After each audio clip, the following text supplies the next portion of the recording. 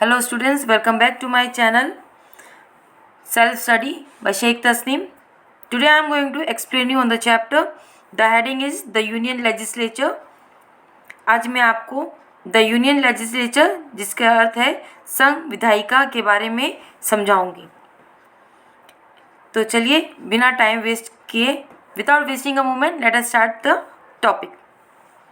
India is a union of states. Bharat राज्यों का संघ है, ये तो आपको पता ही होगा. You all might be knowing that India has 28 states and 8 union territories. Therefore, we have government of 2 levels. इसीलिए हमारे पास 2 स्तरों में पर सरकार है. And they are the center and the states. केंद्र और राज्य. दोनों स्तरों पर हमारे पास सरकार की संसदीय प्रणाली है. At both the levels we have the parliamentary system of government. Recently we had the elections also and you all might be aware of this government.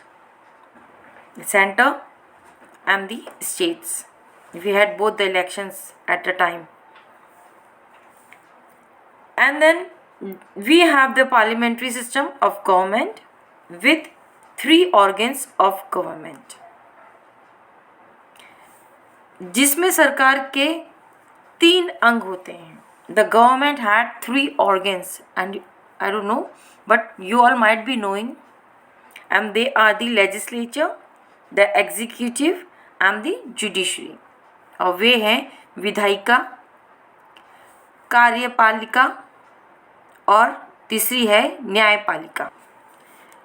The legislature is the branch of the government which makes the law. विधान मंडल जो है वो कानून बनाती है. The union legislature comprises the president and the 2 houses of parliament, the Lok Sabha, that is the House of People, and the Rajya Sabha, the Council of States. The members of the 2 houses are called members of parliament. They are known as the MPs. संघ विधान सभा में राष्ट्रपति और संसद के दोनों सदन शामिल है. लोकसभा यानी लोगों का सदन और राज्यसभा अर्थात राज्यों की परिषद. परिषद मीन्स सभा. दोनों सदनों के सदस्यों को संसद यानी सांसद कहा जाता है. Let us study about the Lok Sabha. The very first topic today I am going to explain you is about the Lok Sabha. Lok Sabha or the lower house is more powerful than the upper house और दी राज्यसभा. लोकसभा यानी कि निचला सदन वो उच्च सदन से ज़्यादा अधिक शक्तिशाली है. Let us study about the composition. How it has been composed. The Lok Sabha is composed of the representatives of the people. Its maximum permissible numerical strength is 550 members. The members of the Lok Sabha are directly elected by the people of India. Of these, 530 members are directly elected from the states and up to 20 from the union territories. Composition यानी कि रचना. लोकसभा जनता के प्रतिनिधि से बनी है. इसकी अधिकतम स्वीकार्य संख्यात्मक शक्ति जनता द्वारा चुने जाते हैं. The people are elected. The members of the Lok Sabha are being elected by the people, by the citizen of India. जो आम जनता होती है वो इनको चिन्हित करती है. इनमें से 550 सदस्य सीधे राज्यों से और 20 तक केंद्र शासित प्रदेशों से चुने जाते हैं. Now let us talk about the terms. कितने दिनों तक इनकी सीट कंटिन्यूसली रहती है, that is the अवधि. Now, the members of the Lok Sabha are elected for terms of 5 years. जो इनके लोकसभा के जो मेंबर्स होते हैं, सदस्य 5 वर्षों की अवधि के लिए चुने जाते हैं. However, the president may dissolve the Lok Sabha before the completion of its normal term of 5 years. हालांकि यदि सत्ता के में रहने वाले सभी पार्टी बहुमत का समर्थन खो देते हैं, लोकसभा के सदस्य 5 वर्ष की अवधि के लिए चुने जाते हैं और वो 5 वर्ष के अंदर यदि अगर वो सत्ता का समर्थन खो भी देते हैं तो भी पार्टी बहुमत का समर्थन खो देती है. वो राष्ट्रपति 5 साल के सामान्य कार्यकाल के पूरा होने से पहले लोकसभा को भंग कर सकते हैं. अगर 5 साल पूरे ना हुए और वो बहुमत खो देती है पार्टी, तो फिर वो राष्ट्रपति के हाथ में आके 5 साल के सामान्य लोक कार्यकाल को पूरा होने से पहले लोकसभा के भंग कर सकती है. आपातकालीन स्थिति में इसकी समयावधि एक बार में 1 वर्ष तक बढ़ाई जा सकती है.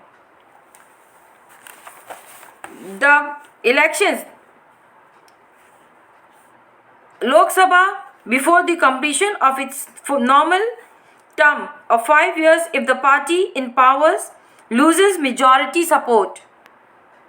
In case of emergency, its time period can be extended for 1 year at a time. Now let us talk about the elections. Election का मतलब होता है चुनाव. जो अभी we are the witness of the elections. Recently we had the elections. For the purpose of elections, the entire country is divided into constituencies. From each constituency, one member is elected. Elections are normally held every 5 years. Voting is conducted by secret ballot.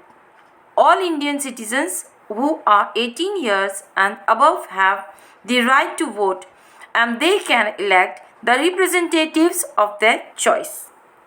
चुनाव के उद्देश्य से पूरे देश को निर्वाचन क्षेत्रों में विभाजित किया गया है. प्रत्येक निर्वाचन क्षेत्र से एक सदस्य निर्वाचन होता है.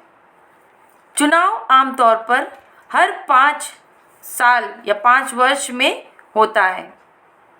मतदान गुप्त मतदान द्वारा कराया जाता है और इसकी वर्ष आयु जो एक नागरिक दे सकता है उसकी वर्ष 18 वर्ष होती है और उससे अधिक उम्र के सभी भारतीय नागरिक को वोट देने का अधिकार होता है और वे अपनी पसंद के प्रतिनिधियों का चुनाव कर सकते हैं. This is what democracy. The people, the members of any part in the country, they are being elected by the people of their own will. Nobody can force.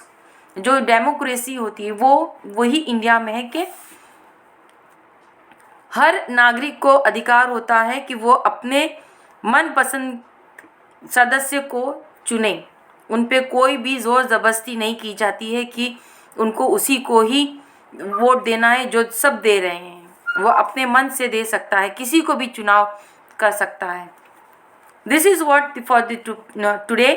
Tomorrow I will be again with the new upcoming topic, continuing with the qualifications of the members of the Lok Sabha. Whatever will be the qualification, वो उनकी क्या qualification होनी चाहिए Lok Sabha member बनने के लिए, वो कल मैं आपके सामने tomorrow I'll be explaining you. So this is what for today. If you like my video, it is useful for you. अगर आपको लगता है कि जो मैंने आपको बताया है वो आपके यूज़फुल है, काम में आने वाली है, तो आप please don't forget to subscribe my channel, press the bell icon. मेरे चैनल को सब्सक्राइब करिए, ज़्यादा से ज़्यादा लाइक बटन दबाइए। Then till then, goodbye. I'll be there with the next topic relating to the Lok Sabha. Till then, goodbye.